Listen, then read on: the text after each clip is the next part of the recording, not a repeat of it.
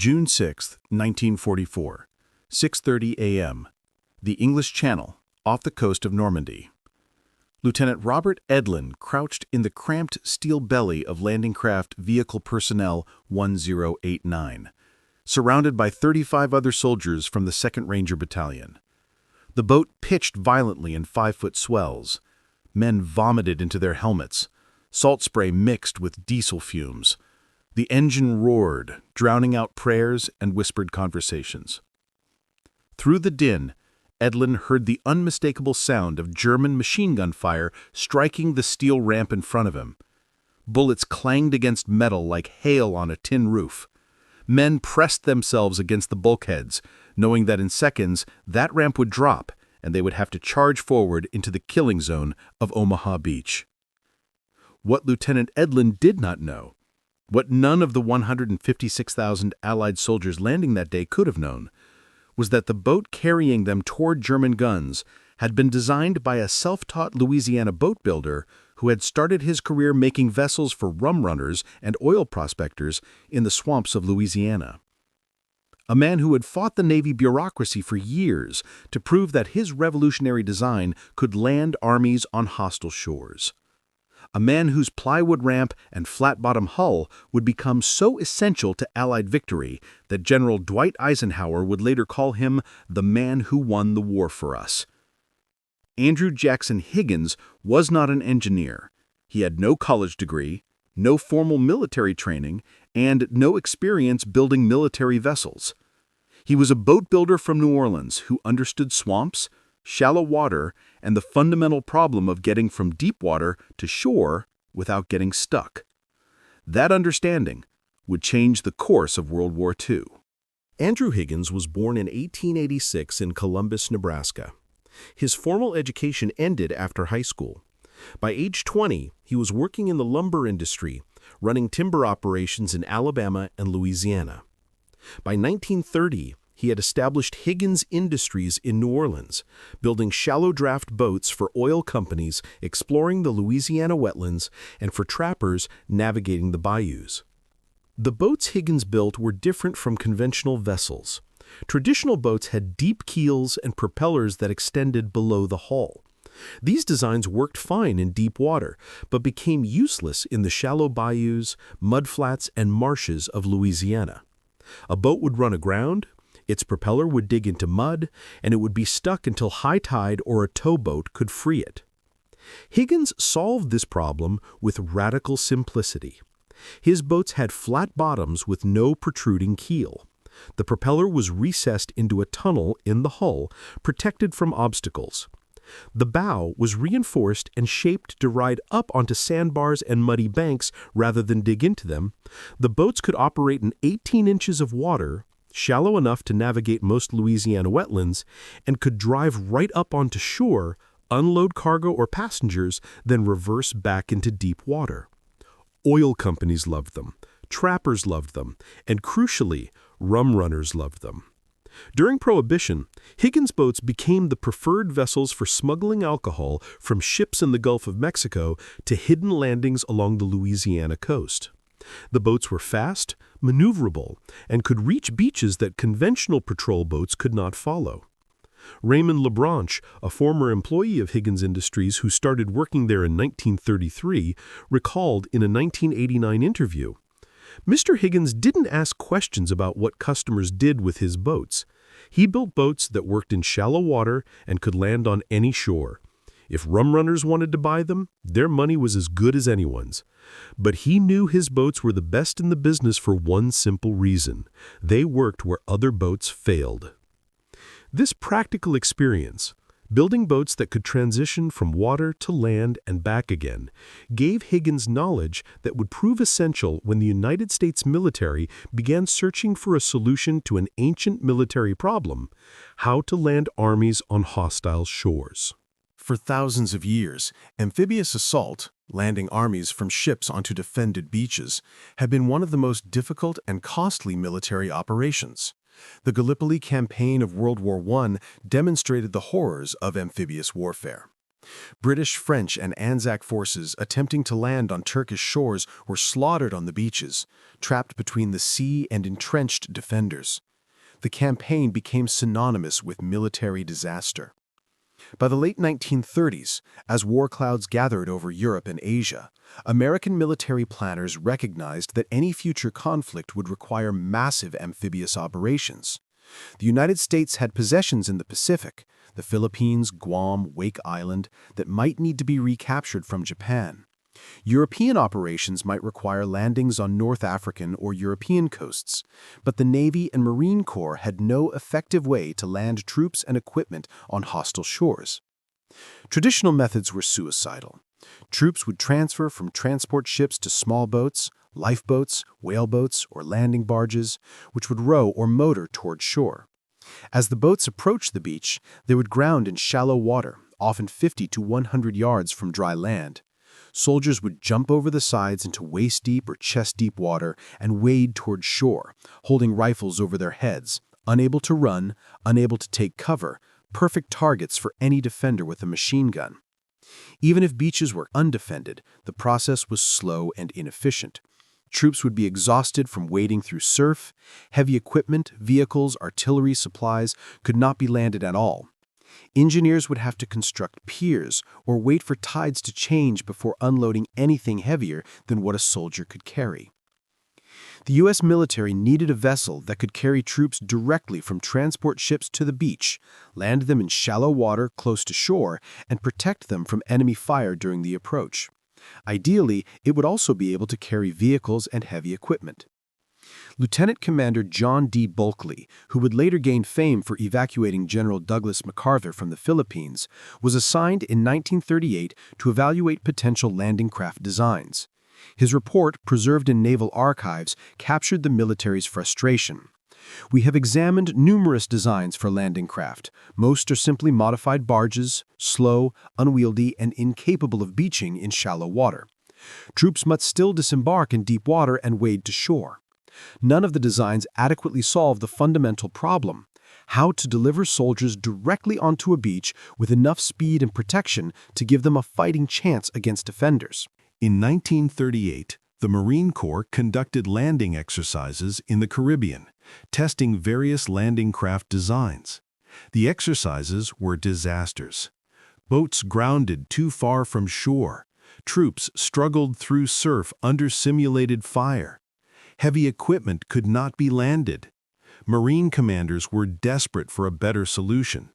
Someone mentioned Andrew Higgins and his Louisiana swamp boats. Marine Colonel Victor Krulak, who participated in the Caribbean exercises, later wrote, "We had been thinking about the landing craft problem all wrong. We were trying to adapt existing military or commercial vessels to the landing role." Higgins approached it from the opposite direction.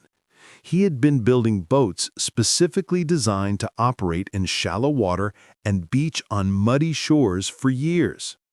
His boats did exactly what we needed. They just needed to be militarized. The Marine Corps contacted Higgins and invited him to submit a design for evaluation. Higgins responded enthusiastically. In his view, landing troops on a beach was fundamentally the same problem as landing oil equipment on a Louisiana mudflat. His swamp boats, with minor modifications, could do exactly what the military needed. In 1939, Higgins brought one of his boats, a 36-foot shallow draft vessel called the Eureka, to a Navy evaluation in Norfolk, Virginia. The Navy had invited multiple boat builders to compete. Each would demonstrate their design's ability to approach a beach, land troops, and retract. The evaluation was not going well for the Navy's preferred designs.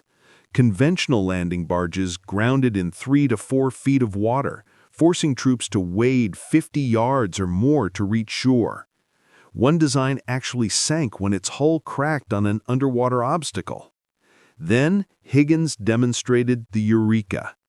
The boat accelerated toward the beach at full speed, a maneuver that horrified Navy observers who expected it to crash or ground disastrously. Instead, the flat-bottomed hull rode up onto the sand until the bow was completely on dry land. Marines jumped out onto the beach. No waiting, no struggling through surf, just a few steps from boat to dry sand. Then Higgins reversed the engines, the boat slid backward off the beach, and powered away. The Marines were ecstatic. The Navy was skeptical. What followed was a 4-year battle between Andrew Higgins and the U.S. Navy's Bureau of Ships, a bureaucratic war that nearly prevented the Higgins boat from being adopted at all. The Bureau of Ships had its own preferred landing craft design, developed by Navy engineers.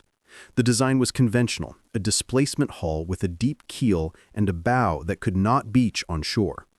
The Bureau had invested years of work and significant funding into this design and was reluctant to abandon it for an outsider's boat built by a civilian with no formal engineering credentials. Moreover, the Bureau's design had a powerful advocate, the Bureau itself. Institutional pride was at stake. Admitting that a Louisiana boat builder had solved a problem that Navy engineers couldn't solve was professionally humiliating. Captain Arthur St. Clair Smith, a procurement officer who worked with Higgins during this period, later described the conflict. The Bureau of Ships fought Higgins at every turn. They questioned his designs, demanded endless modifications, delayed contracts, and continued to push their own landing craft, even after exercises had proven it inferior. It was institutional stubbornness at its worst. Higgins had a boat that worked, and the Bureau couldn't admit it. The breakthrough came from an unexpected source, the Japanese. In 1940, Marine intelligence officers obtained photographs of Japanese landing craft used during operations in China. The photographs showed boats with a distinctive feature, a bow ramp that dropped down to allow troops to disembark directly forward, rather than climbing over the sides. The Marines immediately recognized the advantage. Climbing over the side of a landing craft left soldiers exposed and vulnerable. A front ramp would allow faster disembarkation and, crucially, would allow troops to have their weapons ready as they exited the boat. Marines could provide covering fire while disembarking rather than being helpless targets. The Marines sent the photographs to Higgins with a simple question: could he add a bow ramp to his design? Higgins studied the problem for exactly 1 weekend. On Monday morning, he called the Marines with his answer. Yes, he could add a bow ramp. It would require redesigning the bow structure, adding hydraulic systems to raise and lower the ramp, and reinforcing the hull. He estimated it would take 4 weeks to build a prototype. 3 weeks later, Higgins delivered the prototype for testing. The boat, now designated the LCVP, Landing Craft Vehicle Personnel, had everything the Marines wanted: flat bottom for shallow water operation, protected propeller for beaching, and now a bow ramp that dropped down to allow troops to charge directly off the boat onto the beach. The Marines tested it extensively. The boat could carry 36 fully equipped soldiers or a jeep with crew. It could approach beaches at speeds up to 12 knots, beach in 2 to 3 feet of water, drop its ramp, disgorge troops or vehicles in seconds, then retract and return for more. It was exactly what amphibious warfare required. Even the Navy could no longer deny the LCVP's superiority. In 1941, the Bureau of Ships finally approved the Higgins design for production. Contracts were signed, orders were placed, Higgins Industries began scaling up for mass production. When the contracts were signed in 1941, Higgins Industries employed approximately 500 workers and produced boats at a modest rate suitable for commercial customers. By 1943, the company employed over 20,000 workers and was producing landing craft at a rate that seemed impossible. The expansion was breathtaking in its speed and scale.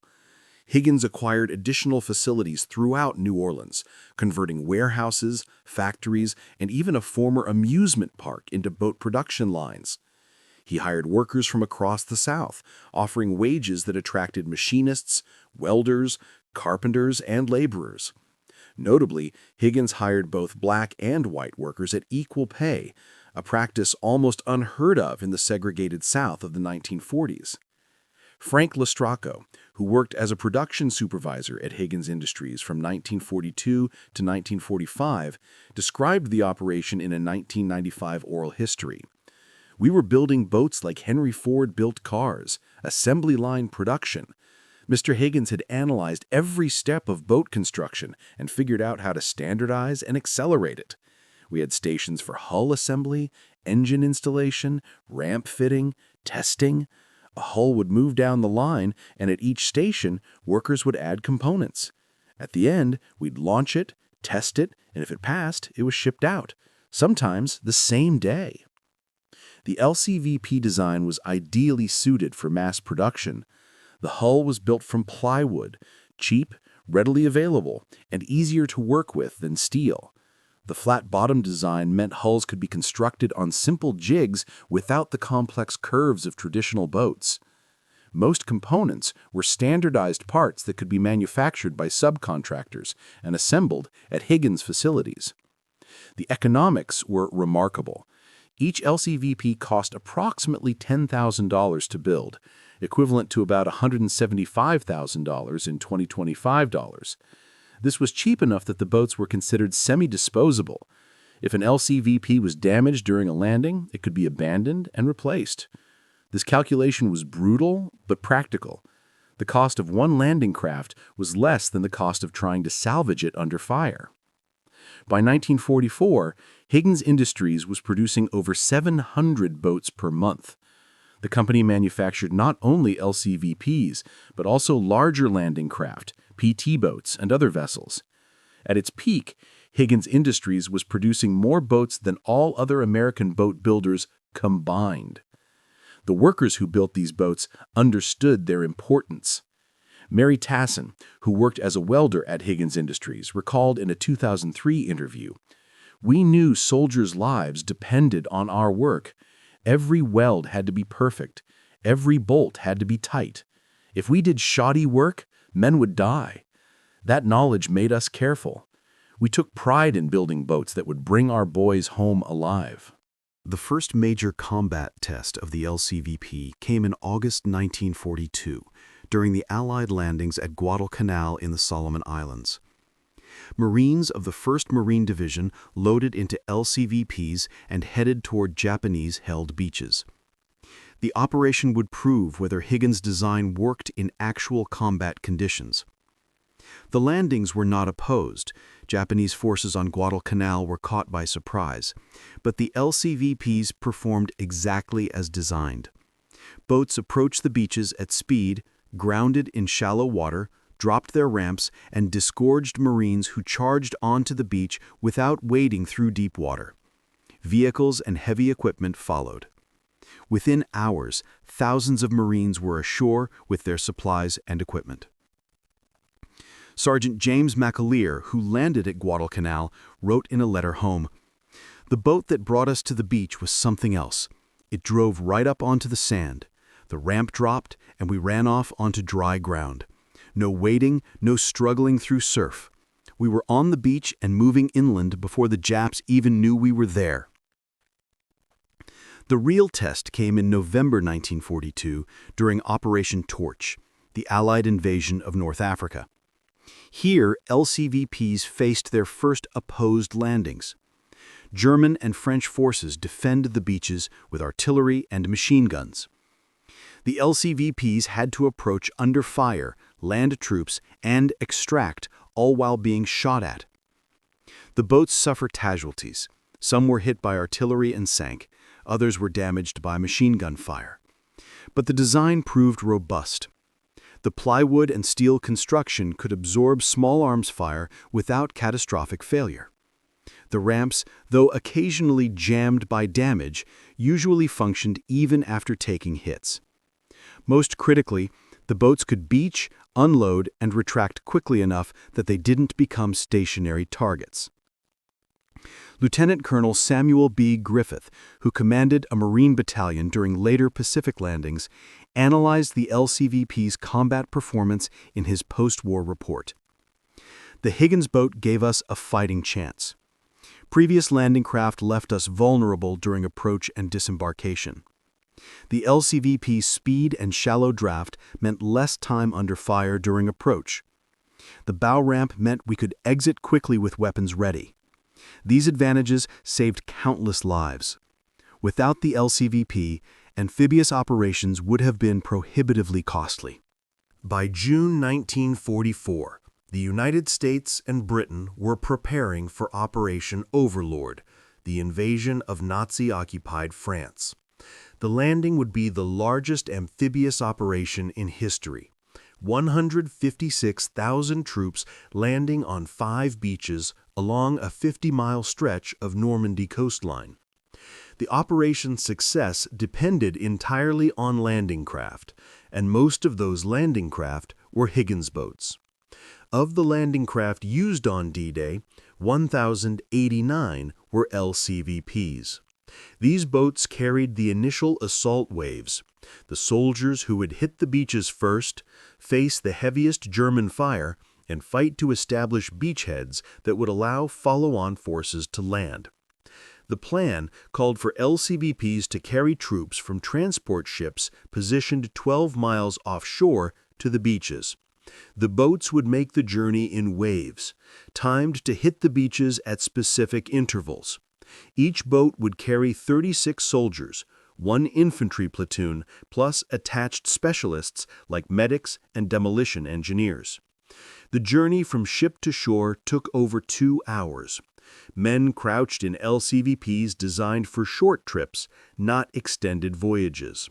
The boats pitched and rolled in rough seas, soldiers vomited, water sloshed in the bilges, the smell of diesel fuel, vomit, and wet wool uniforms was overwhelming. Private Harold Baumgarten, 116th Infantry Regiment, described the approach to Omaha Beach in his diary. "We could hear shelling in the distance. The boat rose and fell on swells.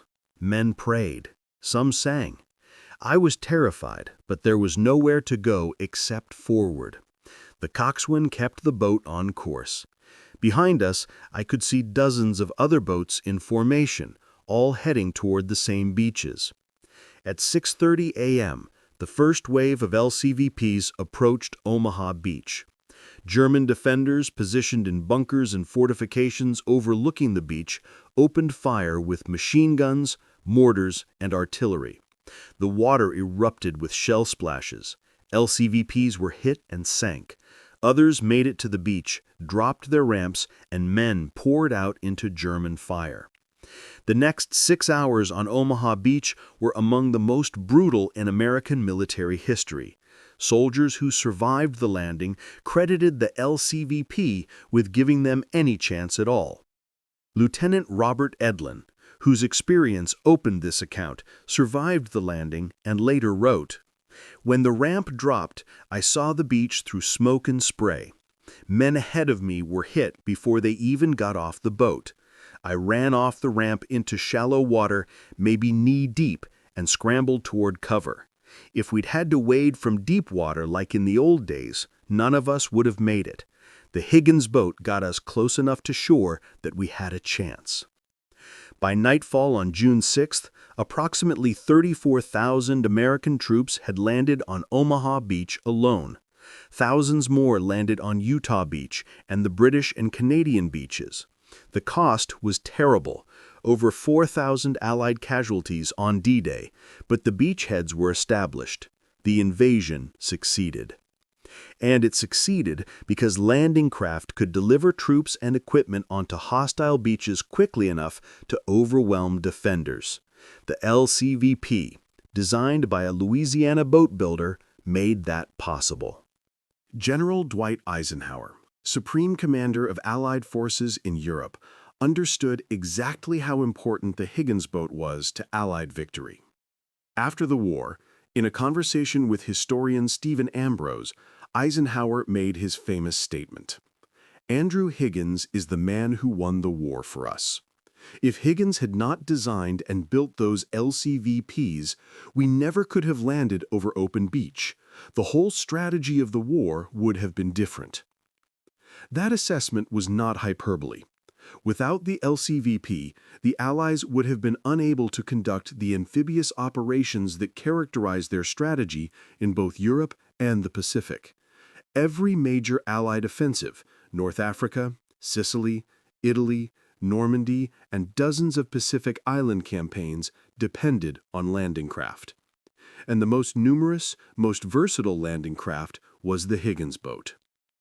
By the war's end, Higgins Industries had produced 23,358 LCVPs. These boats landed millions of soldiers on beaches from Guadalcanal to Okinawa, from Morocco to Normandy. They carried the first waves of every major amphibious assault. They evacuated wounded from hostile shores. They supplied isolated beachheads under fire. They were the workhorses of amphibious warfare. The human cost makes the achievement even more significant. Every soldier who landed from a Higgins boat and survived owed his life, at least in part, to Andrew Higgins's design. The bow ramp that allowed quick exit, the shallow draft that allowed close approach to shore, the flat bottom that could beach and retract quickly. These features, born from Higgins's experience building swamp boats in Louisiana, saved countless lives. Andrew Higgins himself was a complex figure, brilliant, difficult, visionary, and stubborn. He fought with Navy bureaucrats, ignored regulations when they seemed stupid, and demanded excellence from his workers. He paid well, but expected total commitment. He was equally comfortable in corporate boardrooms and on factory floors. He understood both high-level strategy and minute production details.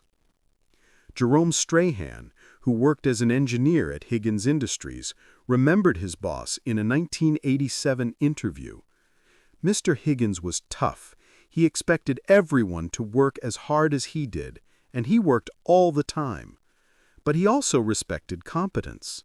If you knew your job and did it well, he left you alone. If you screwed up, he let you know immediately.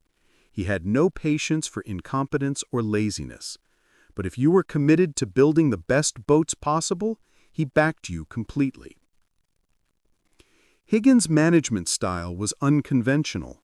He hired women and African Americans at a time when both were excluded from most industrial jobs. He paid equal wages regardless of race or gender, a radical practice in 1940s Louisiana. When asked why, he gave a characteristically practical answer. I need the best workers I can find. I don't care what color they are or what gender. If they can weld, rivet, or build boats, I'll hire them and pay them what they're worth. This attitude made Higgins Industries one of the most integrated workplaces in the wartime South. Black and white workers worked side by side on the same production lines, a situation that occasionally created tension, but ultimately proved that integration could work effectively when management insisted on it. Higgins' management style was unconventional. He hired women and African Americans at a time when both were excluded from most industrial jobs. He paid equal wages, regardless of race or gender, a radical practice in 1940s Louisiana. When asked why, he gave a characteristically practical answer. I need the best workers I can find. I don't care what color they are or what gender. If they can weld, rivet, or build boats, I'll hire them and pay them what they're worth. This attitude made Higgins Industries one of the most integrated workplaces in the wartime South. Black and white workers worked side by side on the same production lines, a situation that occasionally created tension, but ultimately proved that integration could work effectively when management insisted on it. After the war, when World War II ended, demand for landing craft collapsed virtually overnight. Higgins Industries went from producing 700 boats per month to almost zero. The company tried to transition to peacetime production, manufacturing pleasure boats, small commercial vessels, and even prefabricated houses, but could not replicate its wartime success. By 1946, Higgins Industries was in financial trouble. The company had expanded too rapidly during the war and now had excess capacity, too many workers, and declining revenue. Andrew Higgins, exhausted from years of intense work and embroiled in financial disputes, saw his empire crumbling. Higgins Industries declared bankruptcy in 1946. Andrew Higgins lost control of the company he had built. He spent his remaining years trying to salvage something from the wreckage, proposing new boat designs, consulting on maritime projects, and fighting legal battles over patents and contracts. Andrew Higgins died in 1952 at age 65, largely forgotten by the public, despite his enormous contribution to Allied victory. His obituary in the New Orleans Times-Picayune was brief, noting his role in producing landing craft, but missing the profound impact his work had on the war's outcome. Today, the Higgins boat is recognized as one of the most important military innovations of World War II. Military historians rank it alongside radar, the proximity fuse, and the atomic bomb as technologies that decisively affected the war's outcome. The National World War II Museum in New Orleans, built in the city where Higgins Industries once thrived, displays a restored LCVP and tells the story of Andrew Higgins and his workers. Veterans who landed from Higgins boats visit to remember and to explain to younger generations how a plywood boat with a steel ramp gave them a fighting chance on hostile beaches. The design principles Higgins pioneered, flat-bottomed hulls for shallow draft, bow ramps for rapid disembarkation, simple construction for mass production, remain fundamental to amphibious warfare. Modern landing craft are larger, faster, and more sophisticated, but they still embody the insights that Andrew Higgins developed while building boats for Louisiana swamps. Perhaps most importantly, the Higgins boat story demonstrates how unconventional thinking and practical experience can solve problems that defeat formal engineering approaches.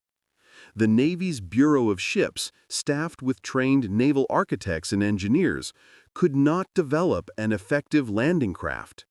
Andrew Higgins, a self-taught boat builder with swamp mud on his boots, solved the problem because he understood the fundamental challenge: getting from water to land quickly, in shallow draft, and with minimal vulnerability. Lieutenant General Victor Krulak, who rose to become one of the Marine Corps' most influential leaders, reflected on Higgins' contribution in his memoir. Andrew Higgins gave us the tool that made amphibious warfare possible.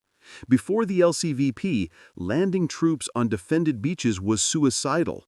After the LCVP, it became difficult and costly, but achievable. That difference, from impossible to achievable, changed the course of the war. Every Marine who fought in the Pacific, every soldier who landed at Normandy, owes a debt to a Louisiana boat builder who figured out how to drive a plywood boat onto a beach and get it off again. The 23,358 LCVPs that Higgins Industries produced served in every theater of World War II. They landed American soldiers on every contested beach from Guadalcanal to Okinawa, from North Africa to southern France. They carried the first waves at Tarawa, Saipan, Iwo Jima, and Okinawa.